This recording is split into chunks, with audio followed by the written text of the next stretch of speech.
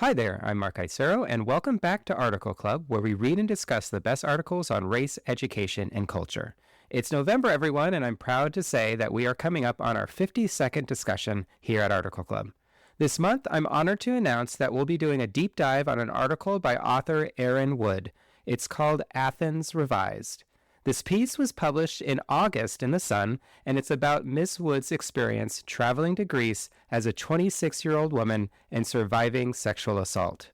It's about the disorientation she felt the morning afterward, the shame, the aloneness. But it's also about the questions Ms. Wood asked herself afterward and how those questions changed over time. It's about how one night she started asking herself a new question: what if I'm not alone? And how this question opened her up to tell a new story that was the real truth. This piece is beautifully written, and I deeply appreciated that Ms. Wood said yes to being interviewed for Article Club. Also, I'm very grateful that loyal reader and podcast co-host Melinda agreed to facilitating the conversation. No spoilers on the discussion except to say that when I listened back to the interview, it was clear how thoughtfully Miss Wood communicated the power of women sharing their stories and connecting together in order to process the trauma they've experienced and to rewrite their narratives going forward. One last thing before we get to the interview. I invite you to our discussion on Sunday, December 1st at 2 p.m. Pacific Time. All you need to do is sign up at highlighter.cc/discussion. All right, let's get to the conversation. Welcome, Erin Wood, to Article Club. Melinda, thank you so much to you and to Mark for having me. Oh my gosh, thank you so much for being here, for having this chat with me, and for writing your article, Athens Revised, in The Sun, which we are reading as part of the Article Club main discussion article in November. This is a big piece. It is big in feelings. It's big in trauma. It is very deeply personal. It's very raw and vulnerable. And I kind of wanted to ask you first, what was the thought process when you first decided to craft this piece? Because it is such a personal, traumatic moment of your life. It's crazy to think that I wrote the first draft of this probably in 2008. It was 16 years from the time that I wrote the first draft until it came out. It was part of my grad school thesis. Oh, And I wrote a collection of essays about objects and the stories behind them. This essay has completely transformed over the years, not only in the way that it's written, but in the underlying facts that shaped it. It was originally based around an object, another creepy, strange part of the story that ultimately didn't end up in the final essay is that this man tucked a bottle of ouzo into my travel bag, and this was before 9/11. So I didn't realize until I got home that it was in my bag. That was what the original essay was based around. But I felt in the early drafts of this piece and in much of the revision of this piece, just such a loss to explain or understand what had happened to me. It went through 3 different writing groups, actually. I remember a writing group member turned good friend saying early on that she really wanted me to be stronger in the piece. She wanted me to have a more powerful position in the piece.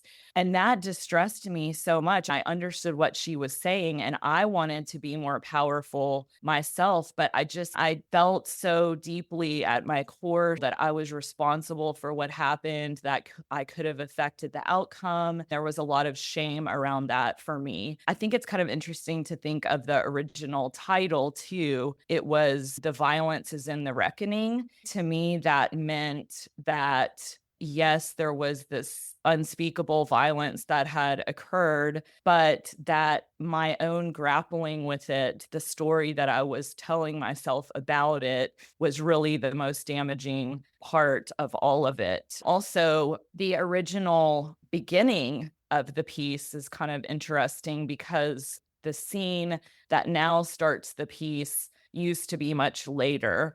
yeah. I wanted to ask you about the structure because I find the structure really fascinating because you start off with you're in high school and you're doing a self-defense class, and we walk with you as you're growing up, and then you're in Greece. and then your assault happens. And then we get a kind of like a detour. Maybe that's an odd word to use. You introduce Persephone. So I find this structure really interesting in the narratives. I'd love if you spoke more about that too. I write about trauma, which I do tend to write about a lot. In earlier drafts, I often share the story of what's going to happen immediately. I don't know if that's to protect myself or to protect the reader. In an early draft, I did say early on that there was a drugging and an assault. As it went through different writing groups and discussions, it was suggested that maybe this wasn't where the story really began. I started to talk with other women about rape scripts and how we are socialized and culturally conditioned to talk about rape. It began to make more sense to first share some of that early education for me, which was a model mugging class. So that became the opening scene. And I think as a high school student, even with this very well-intentioned class, which felt self-defense, there's an assumption that you always or mostly can defend yourself. Right.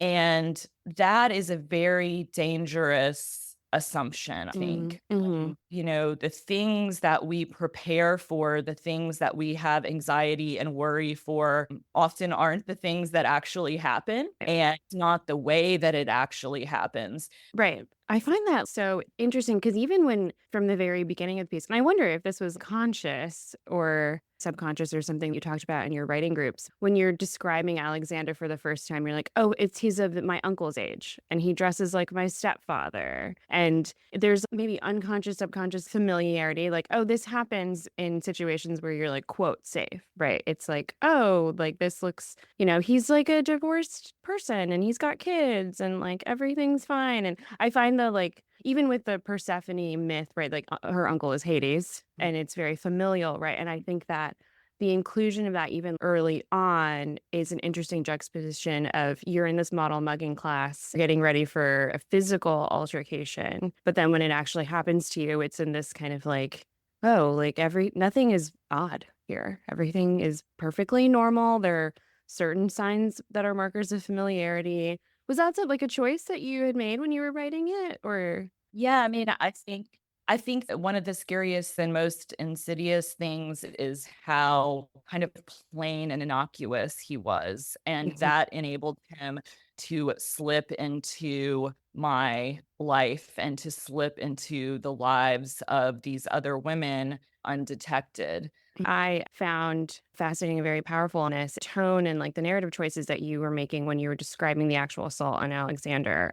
It's very intense. It almost feels like the reader is right next to you. And it does read like we're watching a horror movie unfold. So how did that come together for you? And what was your thought process with those choices you made in telling that specific story about the assault? So I wanted to get at the truth of what it felt like to wake up in that room with the physical body of the rapist gone, but the energy of him still there. I wanted to capture that feeling of haziness, disbelief, disconnect, and horror. For me, the repetition of words or phrases can really get at that feeling. The word blink came to me. I repeat that several times because it's a physical action and both a physical and emotional pause. And blinking is something that we do when we try to understand or reset our brains, something that we do when we're in shock and disbelief. I love film photography, and that's what I was using when I was in Athens. I wanted the moment of waking up from the assault to tie to another moment in the narrative where I describe the camera shutter opening. Right. And that's really the way my memory works. I don't know if it's the same for others. I would imagine it is, but there are just these flashes that you're trying to piece together when something significant or traumatic happens to you to try to make sense of things. And so I wanted to really go deep into that moment and allow the reader to feel what it was like to wake up to that and to try to grasp what had happened. Yeah, I think you can feel in that section how disoriented you are and how you're searching in the dark to figure out, like, okay, I'm trying to piece together fuzziness and I don't really know where things start or end. It's incredibly visceral. And so I found it to be a very powerful choice, but also something that is like, you're not trying to sugarcoat or hide anything here. I think that it's powerful to do that in so many ways. You asked about choices about the structure. I think the Persephone myth and finding out that was his uncle or was Right. her uncle, Right. which I actually didn't realize. I mean, this is Mhm. one of the things that I love about writing. I love weaving research into my writing Mhm. because there's this magical intuition. Maybe there's a parallel with this bit of research. And then as you read it, sometimes there's this gift like, Mhm. wow, this is crazy that I thought of the familiar nature of this sinister person. And then I find that the Persephone myth goes so well with that. I had a hunch that maybe there was something there, but it was Right. much more poignant than I even imagined it could be. Yeah. I think stylistically, it's so powerful, I think, in reading your piece, because I feel like something that was really striking is this is a very personal moment and stretches across your lifetime. I mean, it happened, but then it reverberates and is like, bomb went off and now we've got clouds of smoke everywhere. What you accomplished is remarkable because it is deeply personal, but you're also telling a narrative of sexual violence that women have experienced, like back through to the days of Greek mythology, right? And then it reverberates, and as you get older and you meet Natalie, and becomes like, right, you talk about, I got married, I had a kid, I like practiced law, I stopped practicing law, my life evolved, and even inside of that, the long narrative of sexual violence that happens to women is still ongoing. You're telling something really small, not in the impact, but like it's a moment of your life, but it also is like you're showing the reader this is just a thread in this long tapestry of violence that's happened to women. I think with the Persephone myth and with Natalie and other women, this is really about connection and feeling connected through sharing our stories and experiences. How much shame have we felt and how trapped have we felt to not share our stories because we felt like we could have prevented it, or there was something about our actions or our personality that could have influenced the outcome. I'm just so fortunate to come across Natalie and understand that I wasn't alone. The fact that she was open to talking to me about this event, sharing her own experience and developing a friendship was just such a massive gift. It's almost impossible to describe. I knew that was something I wanted to share with other women because it is such a unique situation. I looked at this person and I thought, here's the smart, with it, vibrant, lovely, beautiful soul, and this could Mhm. happen to her. I didn't hold her accountable. So then why am I holding myself responsible? Yeah, it's a very big theme of the piece. I'm very interested during Article Club to see how other people like their thoughts and reactions to this is the narratives. Like you're telling your narrative, and you're also revising your own narrative as you have like lived your life, which may be obvious because the title's Athens Revised. But I think that particularly the stories that women tell ourselves. Something I found really interesting about the piece, and would love to hear you talk about more too, is that many times women are not allowed or feel like we can't be the center of our own stories. And we're just reacting to other people, or we feel like we have to shape ourselves around somebody else. There's a portion of early on in the piece where you talk about, like, okay, well, these are the two things, like version one, version two of what could have happened to me. And a lot of it is about like what other people have told you, right? Which happens to women. There isn't a version three of like, well, how do I react? And how do I feel? So I'm wondering, did you uncover anything in writing this? It's obviously very difficult and vulnerable, but like in kind of unpacking those narratives, was anything striking to you? I think the key has been to realize that we can tell ourselves any story we want, actually. Mm-hmm.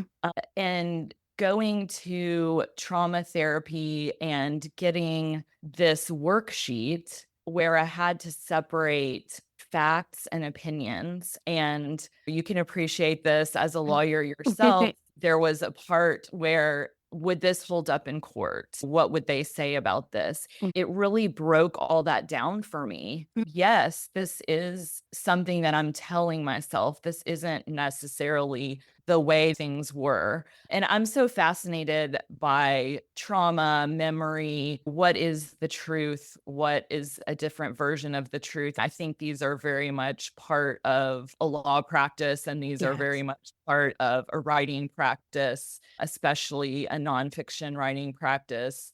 And so teasing all of those out and trying to come to terms with what version of the story you want to tell yourself primarily is so important. To your point, in telling my friends and in trying to grapple with the early days and months of this trauma, when I first started sharing this story, I noticed that people were trying to push me in one of two directions. It would either, maybe this didn't happen like you think it happened, or maybe it didn't happen at all. As I get a little bit older and share this story with different people now, there's not as much of a questioning. There's more of a listening and just acknowledging that this has happened, that this happens to a lot of women, and that there's more story sharing instead of an attempt at story shaping. That is important as we share our traumas with each other to try to overcome that urge to fix something, which we really can't do. One of the interesting and unexpected parts of publishing this is that the editor at The Sun sent me an email and said, your mother and your husband are not portrayed in the best light, with very gentle encouragement. He said, would you want to have a discussion with them about the piece and what you're going to say about them before it's published? Part of me just wanted to hide that. I just want to go ahead and say what I'm going to say about them. I'll deal with it later. Just put it out there and see what happens. I am so glad he encouraged me to have those discussions. My husband and I are actually separated now, but it really gave a chance for him to apologize to me in a way that felt very genuine. And then with my mother, we really did a deep discussion that I think has brought us much closer and gave us the opportunity to talk about the role that pretending has played in the architect, our family, and to really talk about the mother-daughter relationship and how badly she wanted to keep me safe and how powerless she felt that this had been done to me. And as a mom, I get that desire to protect my daughter.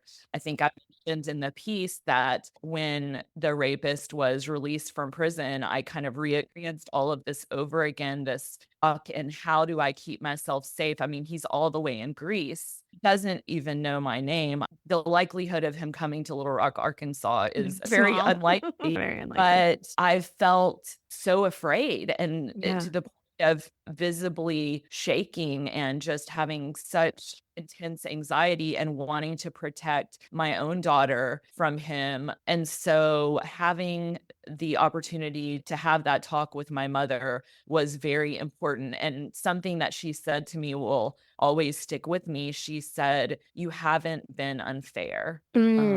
I think as a writer, we should aim to tell these truths. We need to tell these stories. And sometimes they're extremely uncomfortable, and they maybe do not paint those that are in our immediate circle in the best light. We have to come to terms, and it may change the relationship, but it's not always a bad thing. To have these discussions can actually strengthen your relationship, and just to know that that she felt that I wasn't unfair to her was very important. Yeah, I think that the theme of revision is a big one in the piece. And I think going back to what you were saying about how your husband at the time felt like he didn't have the tools to talk about it in a way that was supportive, and how you and your mom looking back at the narrative of pretending and trying to like revise that and move forward in something different. I'm wondering, because you've said this article has been long in the making, were there difficult versions before for you to write? Were there major pivots from other drafts that you were like, oh, this is not making it into the next one? I'm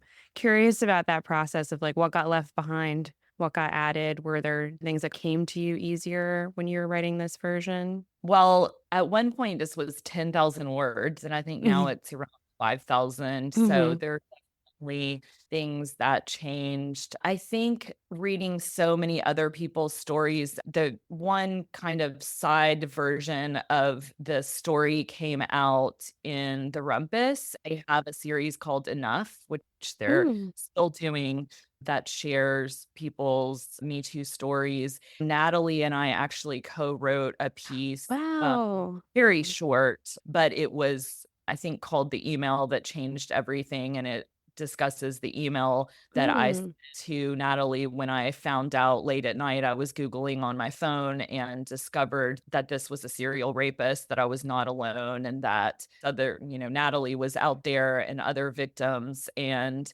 so I think just the wonderful eruption of women definitely made me feel like it was time to share mine. Mhm. Also, as I continued to revise it so many times, I wondered, does anyone want to hear this story anymore? Mm.